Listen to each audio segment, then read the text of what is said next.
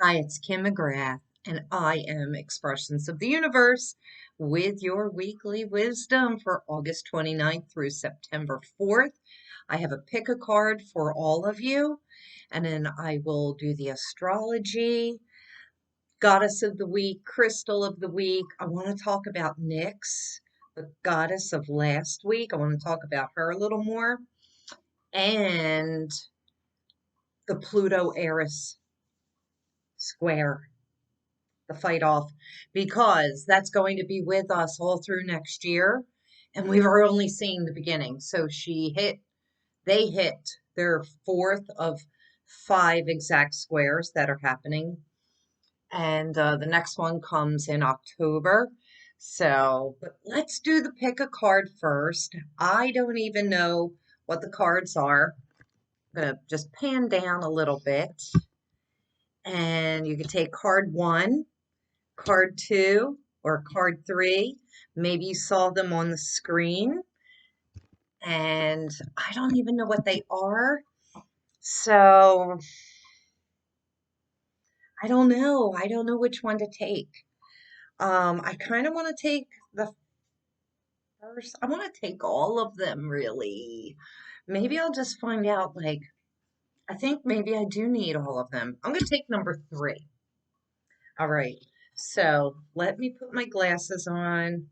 This is the Shaman's Dream Oracle new deck this year from Colette Baron Reed and Alberto Villaldo, who is a master shaman. I'm learning this deck as I go, so I may need the companion book, but I really want to tap into the channel. My glasses are dirty. Oh, how are losing my voice. How are all of you doing?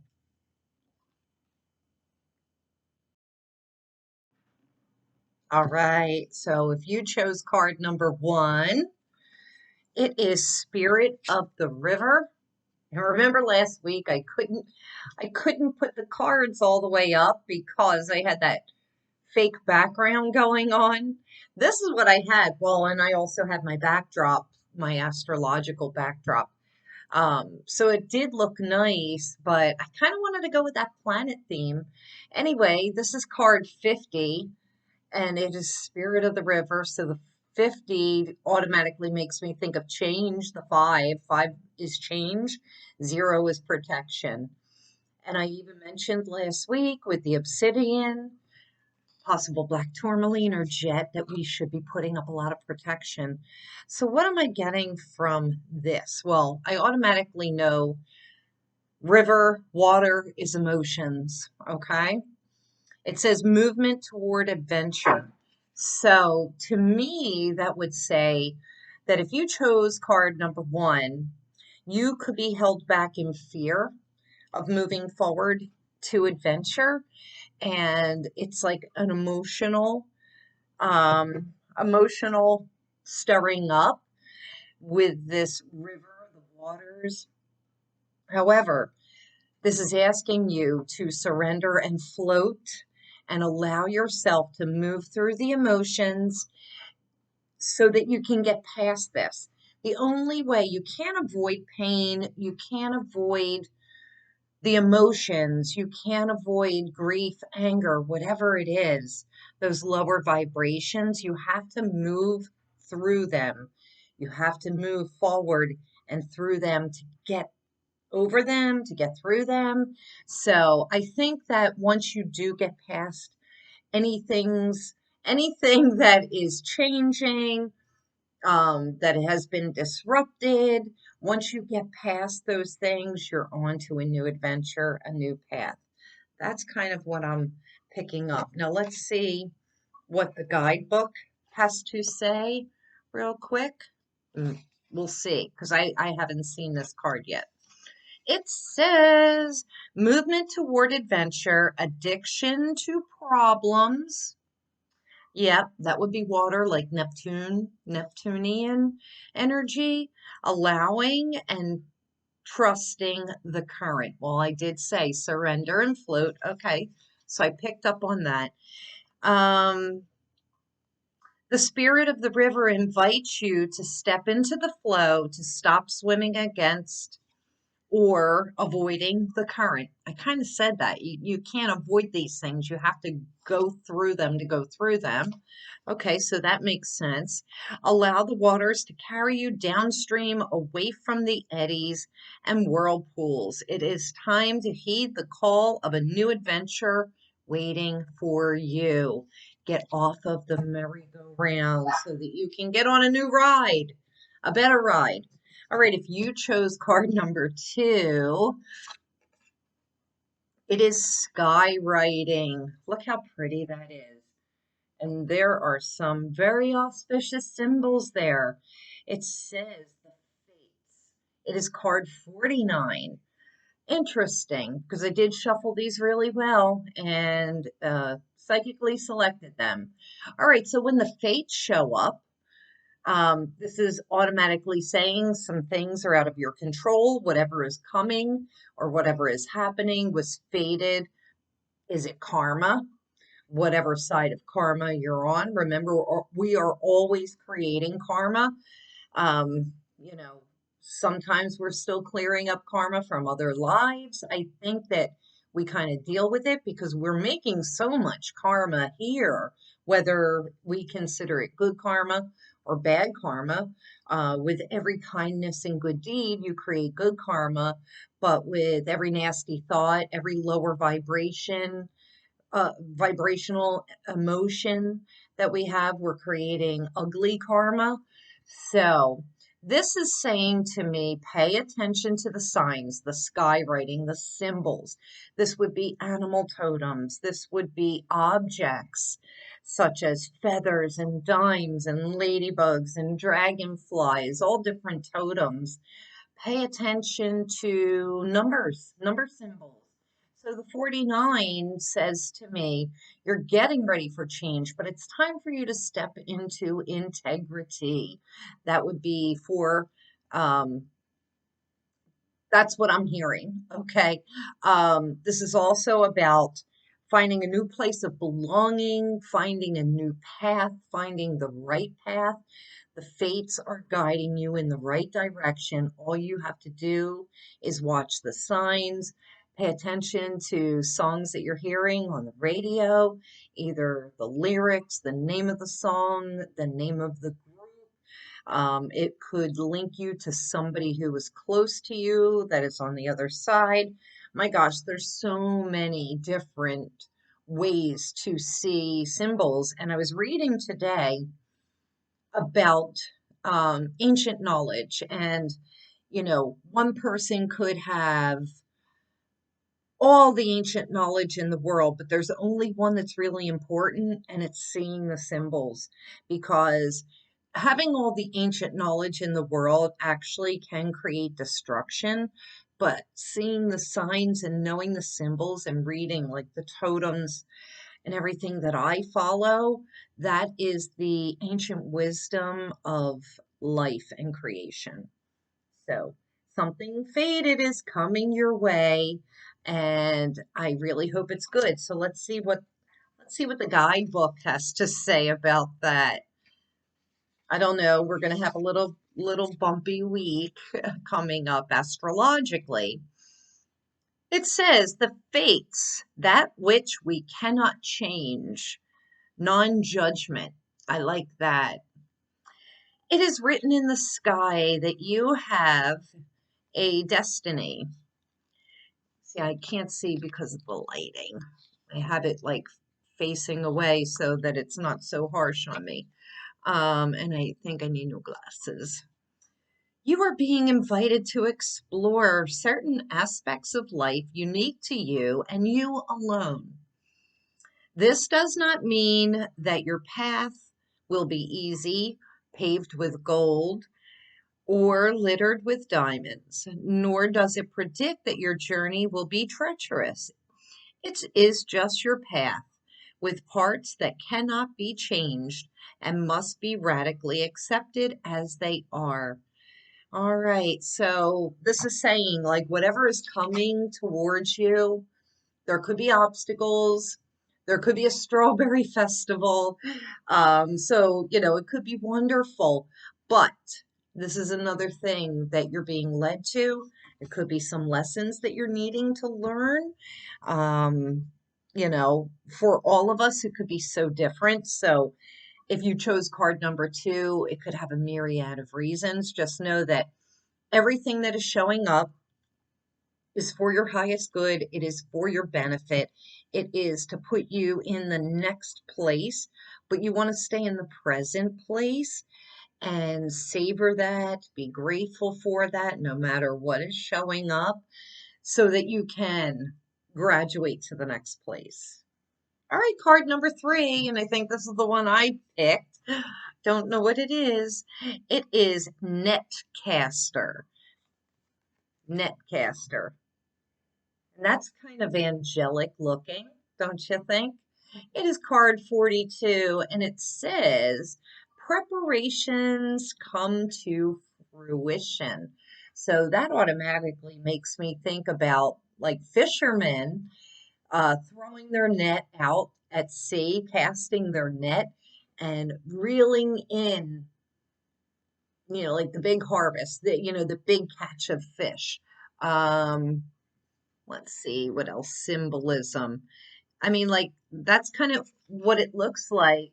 She's holding a net, and I don't know if you could see that. And it looks like she may have some fishes in her skirt net. At least that's what it kind of looks like to me. They do look like fish in a way. I don't know. But they are like ethereal, angelic little beings.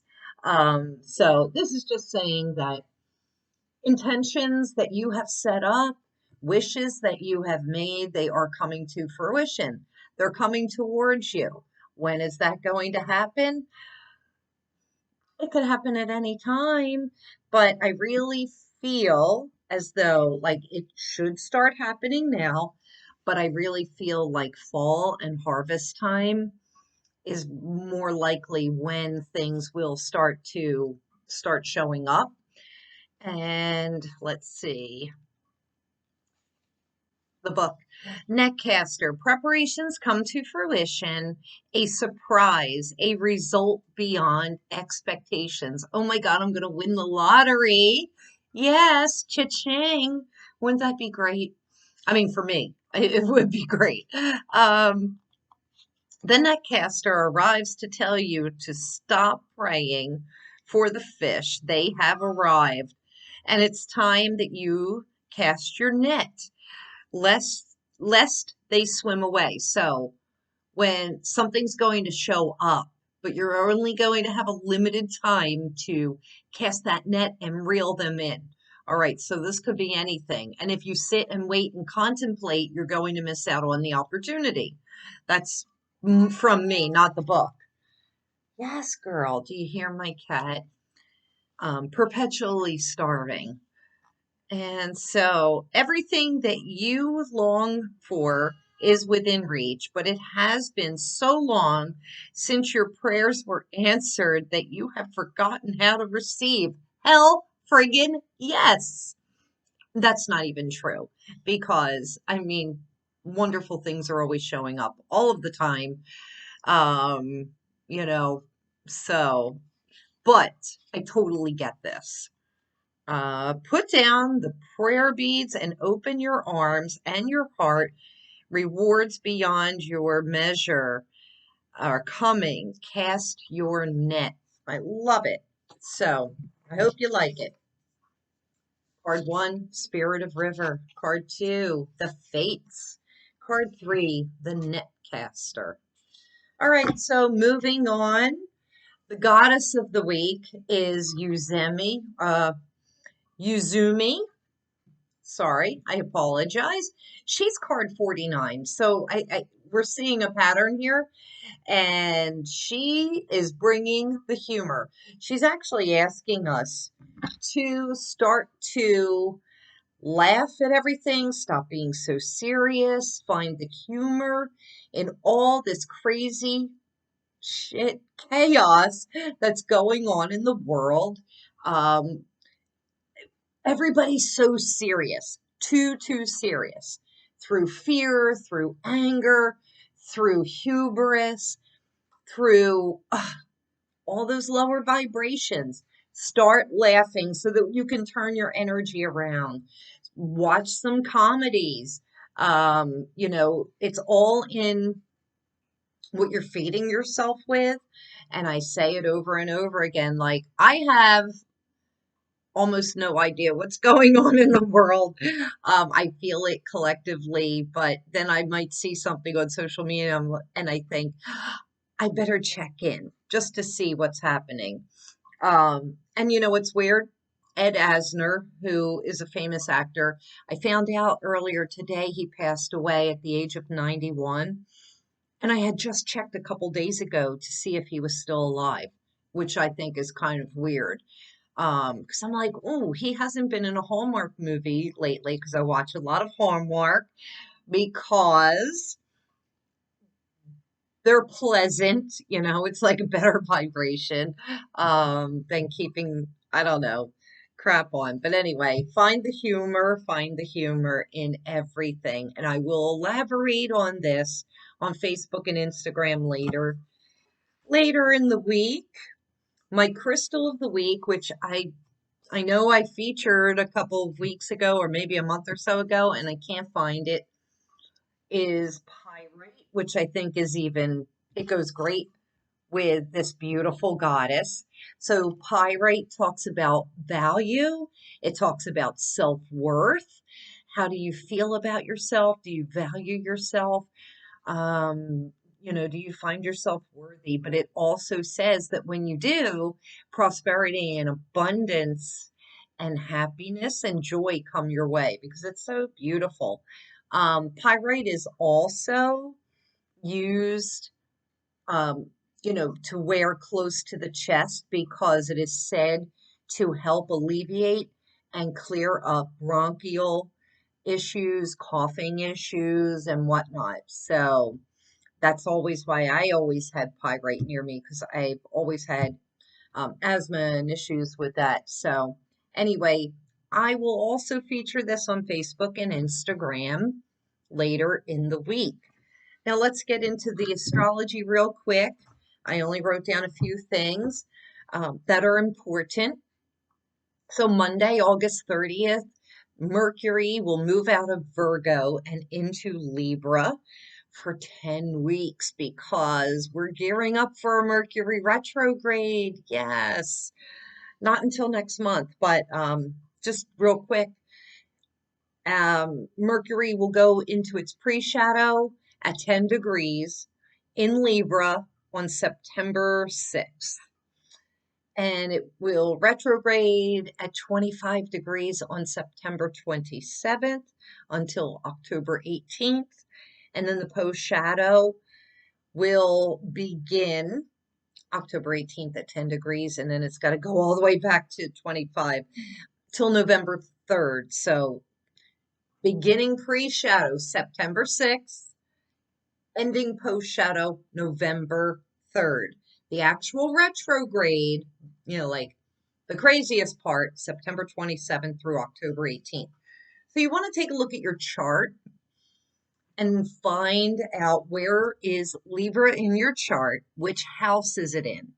So remember, the first house is the self, second house is values and money, third house, communication, siblings, our education, our neighborhood, short trips, travel. Fourth house is our home, ancestors, roots, the mother, sometimes the father. Fifth house, it's our pleasure, it's our romance, it's our children, it's our creativity. Sixth house is our health, daily routine, the day-to-day details. It is also our pets that we have at home. It's the service that we give out into the world, so it could be our job. Seventh house is all of our relationships. And eighth house is, well, that could be part of our marriages, but it's the things that we share with other people, shared resources. So anything that you would share with a partner would fall in there. Also, taxes and debt, and sexual intimacy, and secrets, and taboos, and things that we don't talk about, things that stay in the shadows, inheritances, all of that, and legal issues, all the eighth house. Ninth house is expansion, freedom, travel, adventure, religion, spirituality, beliefs, and higher education. 10th house, it is our status in the outside world, which could be our career, what we're known for. 11th house, I like to call that like the social network out there, not our closest friends all the time. It's our acquaintances, it's people on social media, it is the collective, it is humanity, and it's other people's children.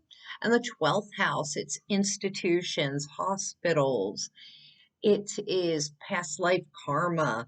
It is also sometimes secrets. It is where we are a hermit. This is, but in a spiritual type of way.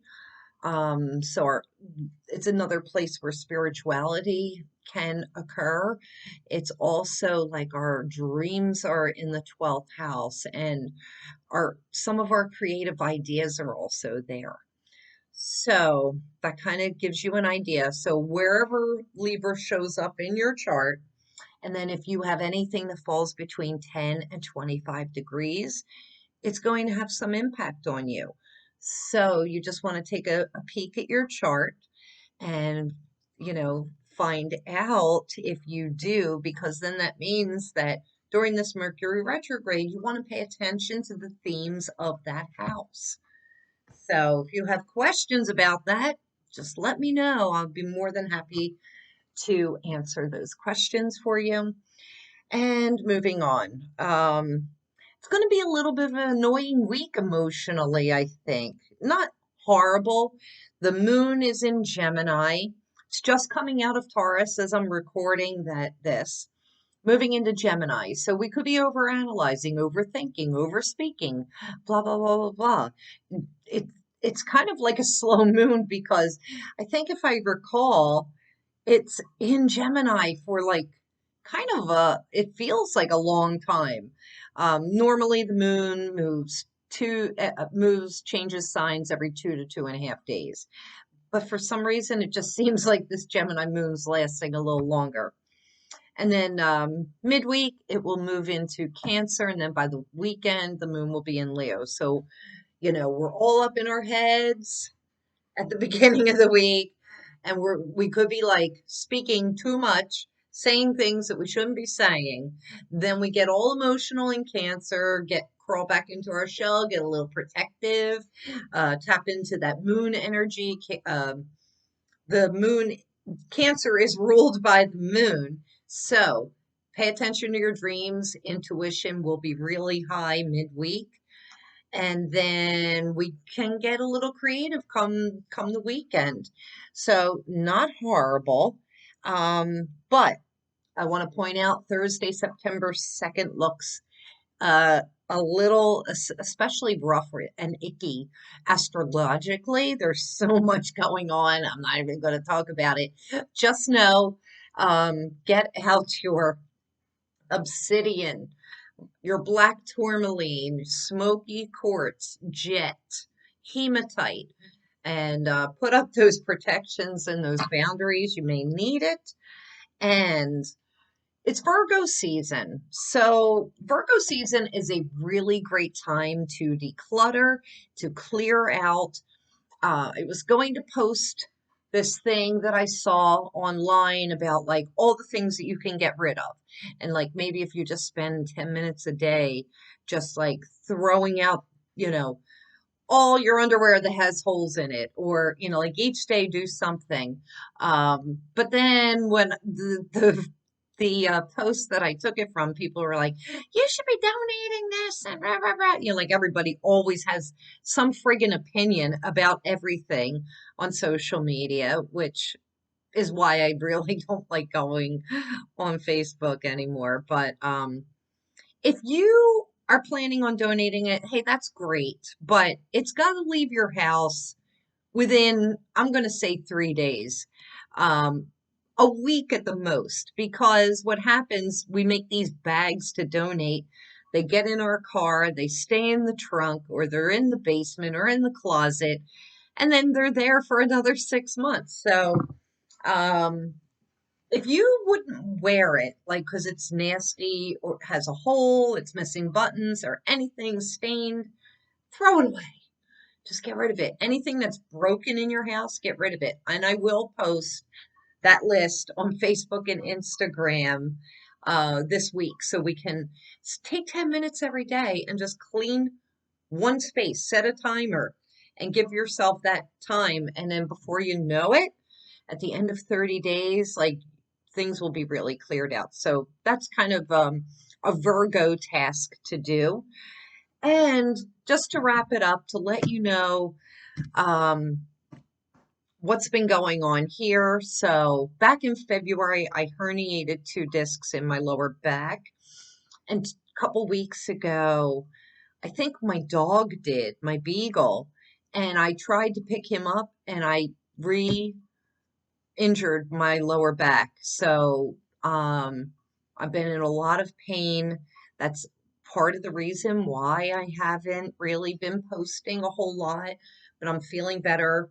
I spent 7 months in physical therapy and ruined it in like a matter of 2 minutes trying to pick up this beagle. Um, but anyway, so now he's in physical therapy and on meds, and it's been rough. And I've been tired because with all that pain and all of his pain, nobody's sleeping. And for like 2 weeks, if I was getting 10 to 15 minutes per hour of sleep for 2 weeks, like night after night for 2 weeks, I was lucky. So I was really on edge. And when I'm like that, I'm best not interacting with anybody, like just doing what I have to do, working all day, and then trying to get as much rest as I can. So I'm not out of the woods. I'm really not allowed to be doing a whole lot of anything. I am still a little edgy, and the collective energy. Oh, and I didn't talk about Pluto and Eris. Ah, and Nyx, but and I'm going to have to save that for another time, and that's okay. Just know that go and read my Nyx card that I posted last week on Facebook and Instagram. And I think I'll just write a blog about it because that energy is going to be with us all through next year. And it is a little bit difficult because it's like, Eris wants justice. She is the goddess of creative chaos. And I think that's like all part of what's going on with me, especially with Uranus transiting my ascendant. And you're like, my Beagle's chart, his birthday's 2 days after me. And I know exactly when he was born because he's from my nephew's litter. And so we have very similar charts. And it's like, oh, wow, these things happen to both of us. And so, Uranus is transiting very closely in our charts. And it's like disrupting everything. And now we have Pluto and Eris. They're squaring each other. So they're arguing. Pluto, he's in Capricorn. So Capricorn, it's the governments, it's banking, it is religion, it's the old regime, it's corporations, it is control. And, Pluto wants things to stay the same. And Eris, the goddess of creative chaos and discord, is like, F this shit. Like, so many little people are being squashed down. They don't have a voice, and I'm going to see that everybody has justice done. Justice to the people who are being treated unjustly. And so expect changes to be happening in the world. Expect some shock and awe, especially with Uranus riding shotgun in all of this. Um, and we've got a couple of years of this happening. So you just got to pop that popcorn, sit back, mind your business, mind your own business, and just stay as present as you can in the moment. Don't be thinking too far ahead into the future and just be dealing with everything like one day at a time, one moment at a time. Breathe, get out into nature. Where is that goddess? Yuzumi. Laugh. You have to laugh. You have to laugh at how ridiculous the entire world is. I mean, think about it. Um, so anyway, I'm going to end it on that note. And I hope you liked this video. I hope you liked your card that you picked. I will be back next week with the new moon in Virgo. Um, Reading for all signs, cards for all signs. And check out my other videos. If you like this video, please share it with your friends. Give me some thumbs up, comment me. Let me know what you think. If you have questions, ask. I always answer everybody. And subscribe to my channel and check out my other videos. Have a beautiful week. Thank you, everybody, for being here. I am just so appreciative and grateful. Bye.